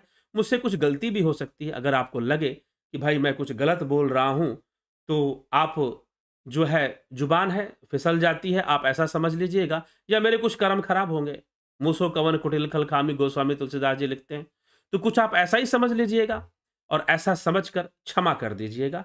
तो वास्तव में मीमांसा की मूल विचारधारा का अध्ययन करते हुए और शास्त्रों का, गीता का अध्ययन करते हुए जो मुझे बातें समझ में आई है कि भगवान ने कहीं पर भी देवी देवताओं का खंडन नहीं किया है। सांसारिक संदर्भ में उन्होंने उचित माना है, सही माना है उसे। हाँ, जहाँ मोक्ष की प्राप्ति है, परमात्मा की प्राप्ति है, परमधाम की प्राप्ति है, तद्धाम परमम मम। जहाँ परमधाम की प्राप्ति वो देवताओं के माध्यम से संभव नहीं है। ठीक है? तो ये कृष्ण ने बताने की कोशिश की है। तो चलिए, इसी के साथ मैं यहाँ पर विराम दूँगा और विराम देकर जो है विदा लेता हूँ आपसे। कल फिर मिलते हैं 9 बजे लाइव चर्चा में। ध्यान योग, प्राकृतिक चिकित्सा, नेचुरोपैथी कोर्स करना है, ज्वाइन कीजिए, संपर्क कीजिए, ज्वाइन कीजिए। बहुत-बहुत आभार आप सभी का। ओम तत्सत।